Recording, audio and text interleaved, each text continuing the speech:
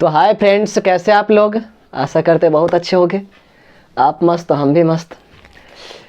तो देखिए, आज का जो हमारा वीडियो है वो केमिस्ट्री का है।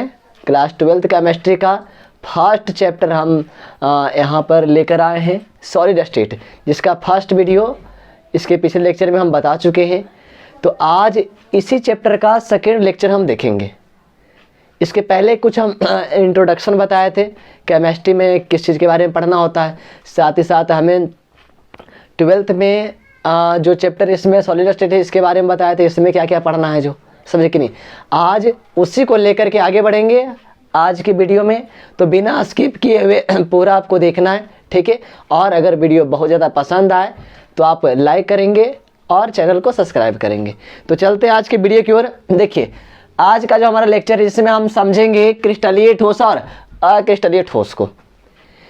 इसके पिछले लेक्चर में थोड़ा सा बताए होंगे क्रिस्टलीय ठोस क्या होता है जो, और अक्रिस्टलीय ठोस। क्रिस्टलीय ठोस में जो अवयवी कण होते हैं उसका एडजस्टमेंट बिल्कुल एक निश्चित क्रम में होता है, और अक्रिस्टलीय ठोस में उसका जो अवयवी कण होता है वो एक अनिश्चित क्रम में व्यवस्थित रहते हैं। यानी पहली बात इसमें है कि क्रिस्टलीय ठोस अक्रिस्टलीय ठोस, जो ठोस का दो प्रकार हैं, इसको इसके अंदर पाए जाने वाले अवयवी कणों के प्रकृति के आधार पर ही बांटा गया है कि इसके अंदर जो भी अवयवी कण होंगे वो किस तरह से व्यवस्थित रहते हैं, है ना, उसके प्रकृति किस प्रकार के होते हैं, उसके आधार पर इसको हम सब दो भाग में बांटते हैं ठोस को। तो चलते हैं, पहला को देखिए ध्यान से। क्रिस्टलीय ठोस आपका होता क्या है, जो देखिए यहाँ पर लिखा हुआ है कि वैसा ठोस जिसका अवयवी कण का मतलब होता है अणु, परमाणु या आयन, जो कि आपको बता चुके हैं। तो वैसा ठोस जिसका अवयवी कण निश्चित क्रम में दीर्घप्रासी व्यवस्था में व्यवस्थित रहते हैं क्रिस्टलीय ठोस कहलाते हैं। देखिए समझिए क्या कहा जा रहा है। क्रिस्टलीय ठोस हम उसे कहेंगे जिसमें उपस्थित अवयवी कण एक निश्चित क्रम में व्यवस्थित रहते हैं, साथ ही साथ वो जो अवयवी कण का एडजस्टमेंट है वो दीर्घप्रासी होगा। दीर्घप्रासी का मतलब वो आप चारों तरफ कितना भी उसमें अवयवी कण जोड़ सकते हैं। जैसे कि सोडियम क्लोराइड के अगर एग्जाम्पल ले आप, तो उसमें देखेंगे आपके एक सोडियम के बाद एक क्लोरीन रहेगा, फिर एक क्लोरीन के बाद एक सोडियम, फिर क्लोरीन, फिर सोडियम, फिर क्लोरीन। इससे स्पष्ट होता है कि वो जो कणों का जो क्रम है वो एक निश्चित है। साथ ही साथ आप सोडियम क्लोराइड के एग्जाम्पल में देखेंगे कि चारों तरफ और कण को आप जोड़ सकते, ऐड कर सकते उसमें। इससे पता चलता है कि इसमें उपस्थित जो कण है वो दीर्घप्रासी व्यवस्था में व्यवस्थित होते हैं, समझे कि नहीं। यानी बिल्कुल आप ढेर सारा कण को उसमें जोड़ सकते हैं, ये कहा जा रहा है। कुछ नहीं इसमें। अब बिल्कुल अपोजिट कौन होगा आपका, अक्रिस्टलीय ठोस। अक्रिस्टलीय ठोस का जो अवयवी कण होता है वो एक अनिश्चित क्रम में लघुप्रासी व्यवस्था में व्यवस्थित होते हैं। जैसा कि इसमें देखिए लिखा हुआ है कि वैसा ठोस जिसका अवयवी कण अनिश्चित क्रम में लघुप्रासी व्यवस्था में व्यवस्थित रहते हैं वो अक्रिस्टलीय ठोस कहलाते हैं। और अक्रिस्टलीय ठोस को हम वे रवेदार ठोस भी कहते हैं, और क्रिस्टलीय ठोस को रवेदार ठोस भी कहा जाता है। तो क्या देखे आप, इन दोनों में क्या देखे आप, इसके अंदर उपस्थित अवयवी कण के एडजस्टमेंट के द्वारा ही इसको डिफाइन किया गया है।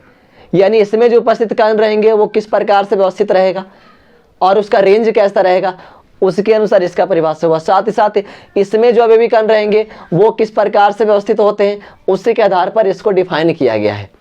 और ज़्यादा हमें इसमें तब समझ आएगा इसके बारे में जब इसके हम गुण को देखेंगे, तो कि क्या क्या गुण होता है, जो कि क्रिस्टलीय ठोस जो भी हो वो उसके क्या क्या गुण होंगे, उससे बहुत ज़्यादा हमें जानकारी मिलेगा इसके बारे में। तो चलिए और आगे देखते हैं। देखिए कुछ इसका एग्जाम्पल दिया हुआ है, जैसे आपका सोडियम क्लोराइड हो गया NaCl, KCl पोटेशियम क्लोराइड, हीरा, ग्रेफाइट, I2 आपका हो गया आयोडीन, आपका जेडनेस, जिंक ब्लेड इसको बोलते हैं हम। ये सभी क्रिस्टलीय ठोस के अंतर्गत आते हैं। बहुत सारा है, समझे कि नहीं, बहुत सारा इसका एग्जाम्पल होते हैं।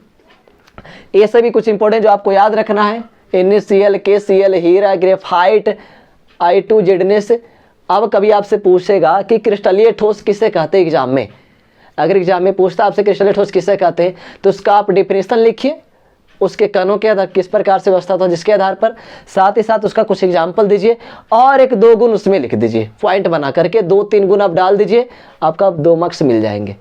समझे कि नहीं? तो और इसको बेहतर समझने के लिए इसके गुण को देखते हैं। देखिए इसका गुण देखिए, इसमें पहला गुण में कहा जा रहा है कि इसके जो अवयवी कण होंगे वो निश्चित क्रम में व्यवस्थित रहते हैं। इसका तो मोस्ट इंपॉर्टेंट गुण यही वाला है। देखिए परिभाषा में ही आपका इसका 2 गुण छुपा हुआ, पहला निश्चित क्रम में व्यवस्थित रहना और दूसरा गुण जो है आपका दीर्घ पराश्रय व्यवस्था में व्यवस्थित रहना। तो गुण लिखने में ज्यादा दिक्कत होगा नहीं आपको, अगर परिभाषा याद है तो, समझते हैं तो। देखिए पहला है कि इसके अवयवी कण जो है निश्चित क्रम में व्यवस्थित रहते हैं। अगला देखिए क्या है कि ये सत ठोस, इसे हम सत ठोस भी कहते हैं। अच्छा ये क्या होता है?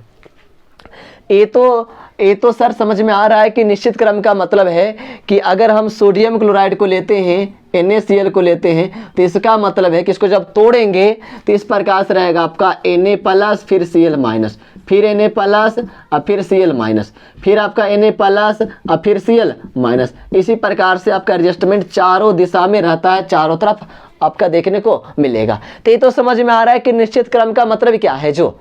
लेकिन ये दूसरा पॉइंट में लिखा हुआ है कि इसे सत ठोस भी कहते हैं। इसका मतलब क्या है? सत ठोस का मतलब है कि बिल्कुल आप NaCl को जिस प्रकार से देखते हैं उसी प्रकार से होता है, इसमें किसी भी प्रकार की त्रुटि नहीं होती है।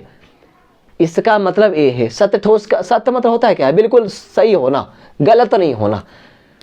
तो जो आप मान रहे हैं NaCl के बारे में, जो भी आप समझ रहे हैं वो NaCl ही है, फोर्जरी इसमें नहीं होता है। इसका मतलब ये है कि बिल्कुल सत्य होते हैं, जो अभी है वो बाद में भी रहेगा। NaCl अभी अगर क्रिस्टलीय में है, क्रिस्टलीय ठोस में, तो बाद में उसी के कैटेगरी के अंतर्गत आएगा। इसमें किसी प्रकार का त्रुटि नहीं होता है, इसलिए हम इस प्रकार के ठोस को सत ठोस भी कहते हैं।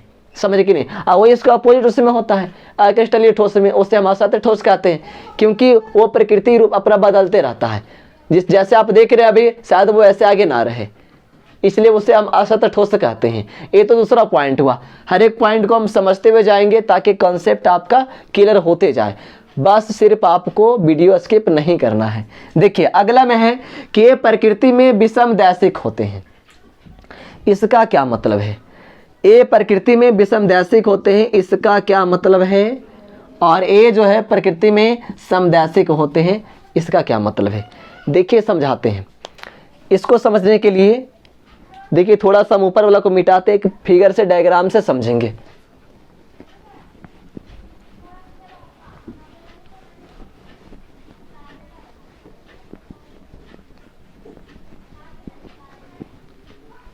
देखिए जैसे NaCl का, अगर NaCl जो क्रिस्टल है आपका NaCl, इसका अगर हम डायग्राम बनाते हैं तो इस प्रकार से बनेगा आपका Na+, Cl-, Na+, Cl-, Na+, फिर उसी प्रकार से Cl-, Na+, फिर Cl-, फिर यहाँ पर हो जाएगा Cl-, Na+, फिर Cl-, Na+, फिर Cl-, फिर यहाँ पर Na+, Cl-, Na+, Cl-,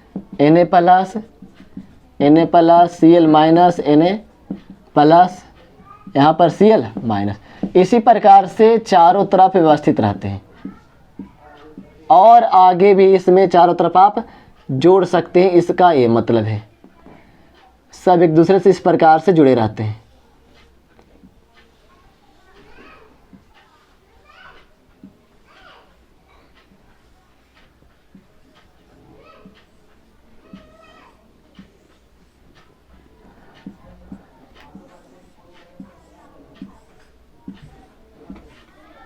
ऐसे करके व्यवस्थित रहता है, एक दूसरे से इस प्रकार से जुड़े रहेंगे। ठीक है, आप समझ सकते हैं। सिर्फ हम ये बता रहे हैं कि देखिए एडजस्टमेंट क्या है, जो Na के बाद Cl है, Cl के बाद Na के बाद फिर से Cl है, तो निश्चित क्रम में हमें इसको समझना है कि विषम दैशिक का मतलब क्या होता है। विषम दैशिक का मतलब देखिए, अगर मान लेते हम, अगर इस प्रकार से अगर एक हम लाइन खींचते हैं, तो इसमें आप देखेंगे किसमें जितना इधर आपका NaCl मिलेगा उतना इधर आप देखेंगे कि NaCl मिलता है। और अगर एक और लाइन खींचिए इस प्रकार से, ये लाइन डिफाइन करता है उसके भौतिक अवस्था को, भौतिक गुण को डिफाइन करता है लाइन। अब अगर इस प्रकार से लाइन तीरेंगे तो आप ध्यान से देखेंगे, इस प्रकार से अगर तीरते हैं तो एक तरफ आपको NaCl Na मिलेगा और दूसरी तरफ Cl मिलता है। यानी अगर हम इस प्रकार से लाइन खींच रहे थे, इस दिशा में लाइन खींच रहे थे, तो भौतिक गुण कुछ और था, उसका अलग था। एक तरफ दिखाई दे रहा था कि Na और Cl दोनों, एक तरफ Na और NaCl दोनों। इसमें जब करते हैं तब बिल्कुल एक लाइन में दिखेगा तो Cl पर बिल्कुल आएगा इस प्रकार से, समझे कि नहीं।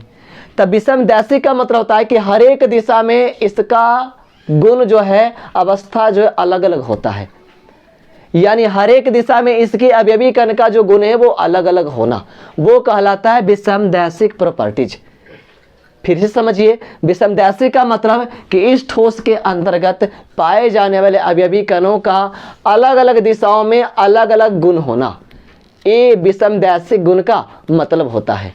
हर एक दिशाओं में उसका भौतिक गुण अलग अलग हो जाता है, इसलिए इसे हम कहते हैं कि इसमें एक प्रकार का गुण पाया जाता है। वो कैसा गुण होता है? विषम दैशिकता वाला गुण होता है। लेकिन इसमें ऐसा नहीं होता है। इसमें रबड़ को लेंगे तो रबड़ का जो अवयवी कण होता है जहाँ तहाँ इस प्रकार से रहेगा, एक ऐसे थोड़ा बड़ा हो गया, फिर छोटा, फिर बड़ा, फिर यानी जहाँ तहाँ इस प्रकार से रहेगा, आपको देखने को मिलेगा। इसमें आप किसी दिशा में लाइन खींचिए, ऐसे खींच लीजिए, ऐसे खींच लीजिए, सभी दिशा में एक प्रकार के कण आपको देखने को मिलेंगे और सभी दिशाओं में इसका भौतिक गुण, भौतिक अवस्था बिल्कुल सेम होता है। इसलिए प्रकृति में समदैशिक होते हैं अक्रिस्टलीय ठोस में अगर देखा जाए तो सीधे समझिए, विषम दैशिकता का मतलब किसी भी ठोस यानी क्रिस्टलीय ठोस के अंदर पाए जाने वाले अवयवी कणों का हर एक दिशाओं में भौतिक अवस्था यानी भौतिक गुण अलग अलग होना, वो कहलाता है विषम दैशिकता। समदैशिकता का मतलब जो भी पदार्थ है, अगर वो समदैशिकता का गुण दर्शा रहा है तो उसके अंदर उपस्थित जो अवयवी कण है उसका हर एक दिशाओं में भौतिक अवस्था बिल्कुल सेम होना, वो कहलाता है आपका समदैशिकता का गुण। तो क्लियर हुआ होगा।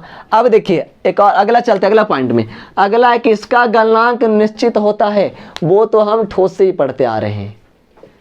देखिए इसका गलनांक बिल्कुल निश्चित होता है। गलनांक का मतलब एक निश्चित ताप पर पिघलना शुरू करना, समझे कि नहीं। एक निश्चित तापमान चाहिए इसके लिए पिघलने के लिए या तो जमने के लिए।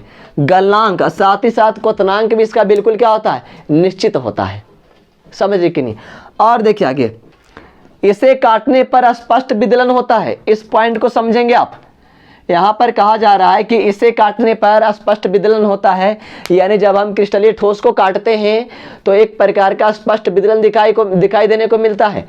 स्पष्ट विदलन का मतलब क्या होता है? विदलन मतलब जैसे मान लेते एक ठोस है, ठोस को हमने इस प्रकार से काट दिया।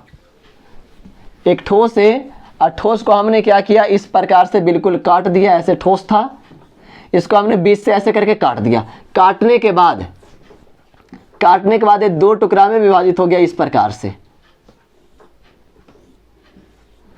अब देखा गया कि जो हम काटे कटा हुआ भाग ये वाला है तो बिल्कुल स्पष्ट दिखाई दे रहा है, यानी बिल्कुल चिकना है, खुदरा नहीं है। जब हमने इसको काटा तो काटने पर ये जो कटा हुआ सतह दिख रहा है और ये जो कटा हुआ सतह दिख रहा है बिल्कुल चिकना दिखाई दिया। इससे स्पष्ट होता है कि इसे काटने पर जो विदलन उत्पन्न होगा, विदलन मतलब सतह का जो प्रकृति कि चिकना होगा कि खुरदरा होगा, वो जो होता है इसमें स्पष्ट होता है, यानी चिकना होता है।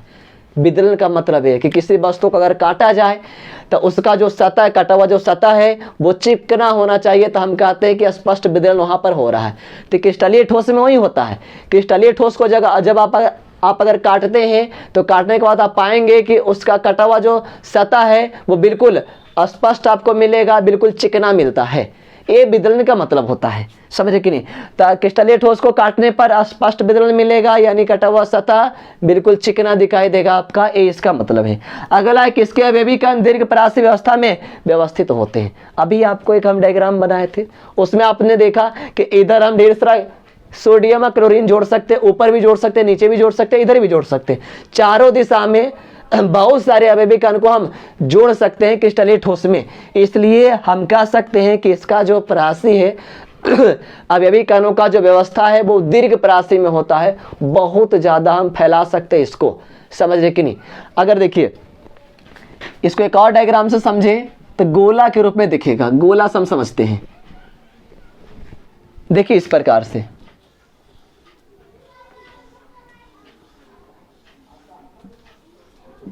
ये जो गोला का एक लाइन में एडजस्टमेंट हुआ, अब नीचे भी आप बना सकते हैं। देखिए ये जो इसका अवनमन दिख रहा है खाली स्थान, यहां भी बना सकते हैं। देखिए ध्यान से, उसी प्रकार से और आप कर सकते हैं, इधर कर सकते हैं और कर सकते हैं आप। यह देखिए अब फिर यह, अब ऐसा नहीं कि खत्म हो गया, आप चाहे तो यहां भी जोड़ सकते हैं, यहां भी जोड़ सकते हैं, आप जितना चाहे चारों तरफ जोड़ सकते हैं। तो ये जो व्यवस्था होता है वो क्रिस्टलीय ठोस में पाया जाता है। यानी आप जिधर चाहे गोला को आप जोड़ते जाइए, जोड़ते जाइए, जोड़ते जाइए। वो किस में संभव है? तो एक प्रकार के क्रिस्टलीय ठोस में संभव है। ये इसका मतलब है, समझे कि नहीं, कि दीर्घ परास व्यवस्था में व्यवस्थित होता है। आगे देखिए, ये ताप के निश्चित परास पर पिघलते हैं। इसका मतलब किसका क्वथनांक बिल्कुल निश्चित होता है।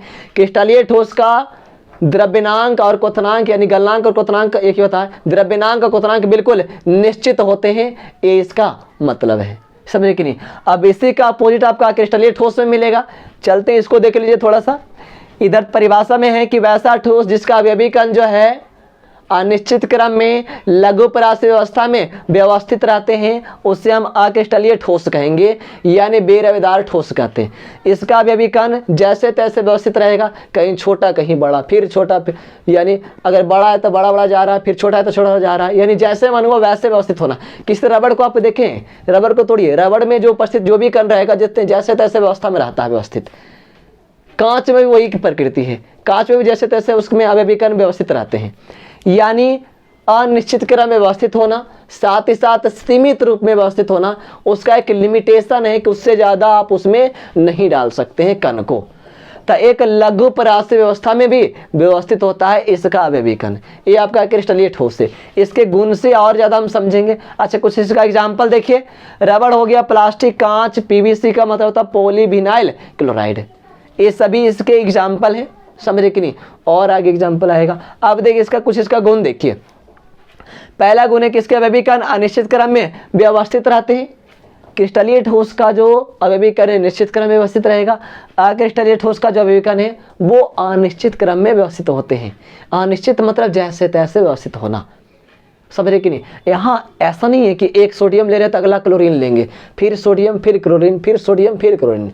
ये आपका क्रिस्टलीय ठोस में है, लेकिन जैसे उसमें जाएंगे तो जहाँ तहाँ जैसे मन है वैसे व्यवस्थित रहता है। अगला देखिए, इसे हम असत्य ठोस कहते हैं। असत्य ठोस का मतलब एक समय जैसा भी दिख रहा है वैसा बाद में ना होना, यानी बिल्कुल अपने बातों पर खरा ना उतरना, उसे हम असत्य कहते हैं। ये बिल्कुल सत्य होता है, ये हमेशा के लिए वैसे ही है, वैसे ही रहेगा, लेकिन ये ऐसा नहीं है, ये समय के साथ बदल सकता है, इसलिए इसको हम असत्य ठोस कहते हैं। ये दूसरा बात है। आगे देखिए, यह लघु परास व्यवस्था में व्यवस्थित रहते हैं। परिभाषा से ही तो दो गुण आ गया, एक ये वाला और एक ये वाला। लघु परास व्यवस्था में व्यवस्थित रहते हैं। ये दीर्घ परासी में हो गया तो लघु परासी में रहेगा, यानी उसका कण एक लिमिट में ही चारों तरफ जा सकते हैं। यानी अगर एक बन गया तो आप इधर उधर उधर उधर नहीं जोड़ सकते हैं। ये इसका कहने का मतलब है, एक लिमिट में व्यवस्था होना। आगे देखिए, ये प्रकृति में समदैशिक होते हैं। जो भी बता रहे थे हम कि समदैशिक का मतलब हुआ कि इसके अवयवी कण जो है सभी दिशाओं में समान गुण प्रदर्शित करते हैं, लेकिन क्रिस्टलीय ठोस में ऐसा नहीं है। क्रिस्टलीय ठोस का जो अवयवी कण है वो सभी दिशाओं में समान गुण प्रदर्शित नहीं करते हैं, समझे कि नहीं। ये हुआ समदैशिक में। तो याद रखेंगे आप, क्रिस्टलीय ठोस का जो प्रकृति है, प्रकृति में समदैशिकता होते हैं, समदैशिकता गुण को रिप्रेजेंट करते हैं। आगे है इसका गलनांक एवं क्वथनांक अनिश्चित होता है। अनिश्चित का मतलब हुआ कि एक रेंज चाहिए इसके लिए, यानी एक रेंज मतलब होता है कि एक परास चाहिए। एक परास में कब पिघलेगा, कब जमेगा, है ना, ये इसमें होता है। यानी अनिश्चित क्रम में एक लिमिट नहीं है कि उतना ही ताप पर वो पिघलेगा, उतना ही ताप पर वो जमेगा। ये इसमें ऐसा ना होता है। इसमें कुछ ताप को करते जाएंगे, काला पड़ेगा, फिर पिघलेगा, फिर ऐसे होगा, ऐसे करके एक परास चाहिए इसके लिए, समझे कि नहीं।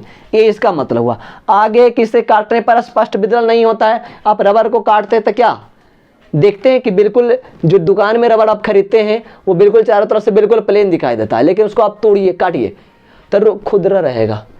ईंट को तोड़िए आप, ईंट जैसे ही तोड़ते तो स्पष्ट दिखाई देता नहीं, उसका टूटा हुआ भाग खुरदरा हो जाता है। इसका ये मतलब है कि इसे काटने पर स्पष्ट विदल नहीं होता है, जब काटेंगे तो कटा हुआ भाग जो है वो खुरदरा आपको दिखाई देगा। आप ईंट को तोड़िए, जैसे ईंट को तोड़ते हैं तो टूटा हुआ भाग का जो सतह है वो खुरदरा दिखाई देता है, ये इसका मतलब है। तो अक्रिस्टलीय ठोस, अक्रिस्टलीय ठोस इस प्रकार के होते हैं। अगर आपसे एग्जाम में पूछता है क्रिस्टलीय ठोस क्या है तो इस प्रकार से लिख सकते हैं, और अगर अक्रिस्टलीय ठोस है तो भी आप लिख सकते हैं। एक क्वेश्चन बहुत इंपॉर्टेंट हो जाता है, एग्जाम में पूछा जाता है, पूछा भी गया है आपसे कि क्रिस्टलीय ठोस और अक्रिस्टलीय ठोस में अंतर स्पष्ट करें। एक क्वेश्चन आता है, समझे कि नहीं? तो कुछ नहीं है, बस इन दोनों का गुण आप याद रखिए। दोनों का क्यों? आप एक ही तरफ का गुण याद रखिए, दूसरा तो अपने आप लिखा जाएगा। अगर क्रिस्टलीय ठोस का गुण याद रखते हैं तो इसका तो बस अपोजिट ना है, ये निश्चित उधर अनिश्चित हो जाएगा। तो अगर अंतर आपसे पूछे तो आपका बस गुण ही उसमें लिख देना है, कुछ नहीं करना है। निम्नलिखित, इसके बीच में निम्नलिखित अंतर होते हैं, बस क्रिस्टलीय ठोस के बारे में इधर लिखना शुरू करिए, क्रिस्टलीय ठोस को गुण को इधर आप डालना शुरू कीजिए, आपका हो जाएगा। तो यहाँ तक में तो कोई दिक्कत नहीं होना चाहिए, समझ रहे हैं हम, आशा भी करते हैं, ठीक है। तो आगे कुछ और देखते हैं इसमें। तो देखिए आगे, देखिए आप, आगे हमें देखना है अब जो अक्रिस्टलीय ठोस से उससे आगे लेकर नहीं बढ़ना है, अब पूरा हमें फोकस करना है क्रिस्टलीय ठोस पर। इसी के प्रकार को देखते हुए हम यानी आगे में करते जाएंगे, उसी को लेकर के आगे बढ़ते चले जाएंगे। तो हमें पूरा फोकस क्रिस्टलीय ठोस पर करना है, क्रिस्टलीय ठोस के प्रकारों पर करना है, और साथ ही साथ उसके प्रकार में किस प्रकार से क्रियाएं होती है, कैसे कैसे चीज़ होते हैं, सब चीज़ हमें देखना है यहाँ पर।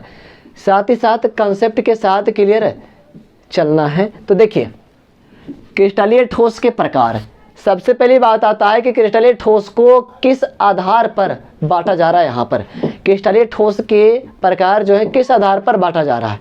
तो देखिए सबसे पहली बात आपको बताए थे कि ठोस दो प्रकार जो है आपका, एक क्रिस्टलीय ठोस, एक अक्रिस्टलीय ठोस। तो वो दोनों किस आधार पर बांटे गए थे? तो उसमें उपस्थित अवयवी कणों के आधार पर, उसका जो अवयवी कण है वो किस प्रकार से व्यवस्थित रहता है, जिसके आधार पर क्रिस्टलीय ठोस अक्रिस्टलीय ठोस को डिवाइड किया गया था।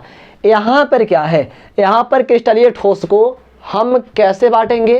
तो क्रिस्टलीय ठोस का जो अवयवी कण होता है उसके बीच में एक प्रकार का बल काम करता है। जाहिर सी बात है, अगर बल ना हो तो उसका जो अवयवी कण है एक दूसरे से जुड़ा नहीं रहेगा ना, जुड़ा नहीं रहेगा तो वो फिर एक जगह नहीं रहेंगे, एक जगह नहीं रहेंगे तो इधर उधर बिखर जाएंगे, तो फिर ठोस होगा नहीं।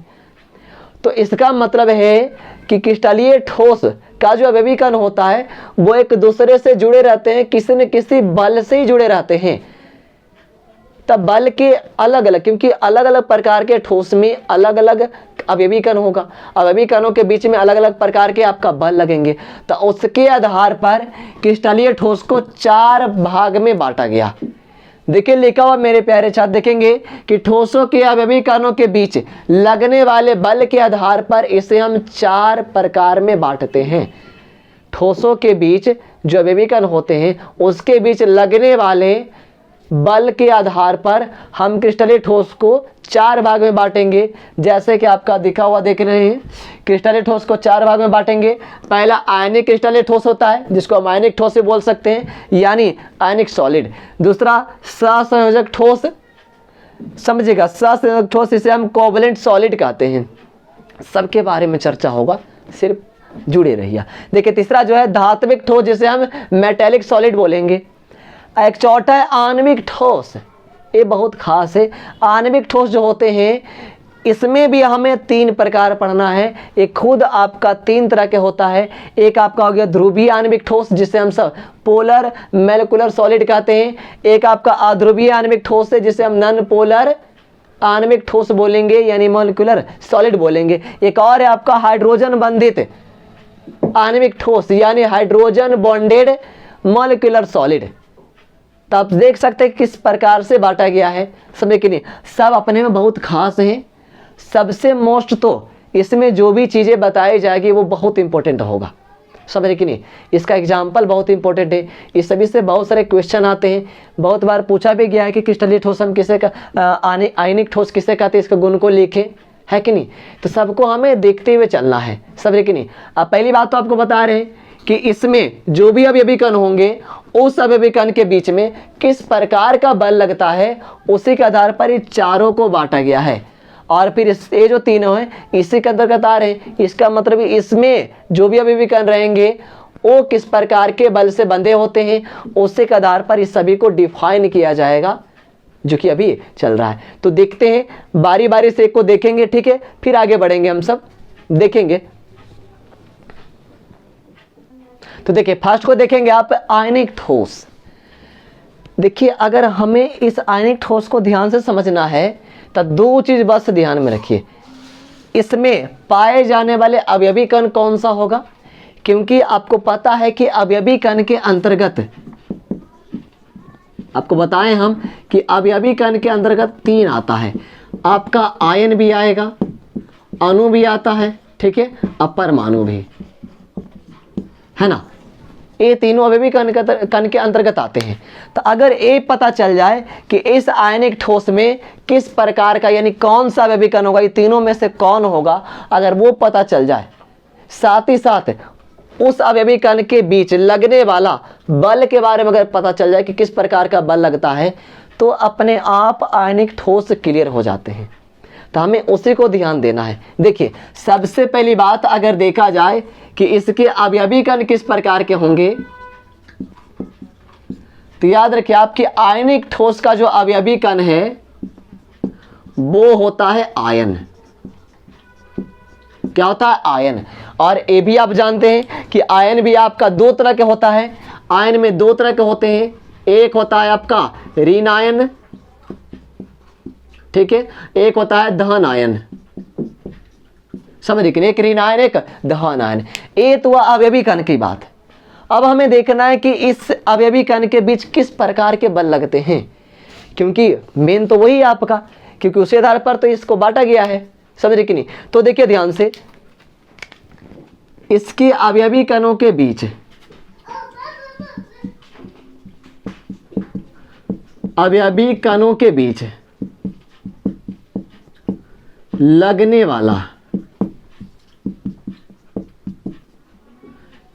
वाला अगर बल देखा जाए तो देखिएगा ध्यान से, लगने वाला बल जो होता है प्रबल आकर्षण बल।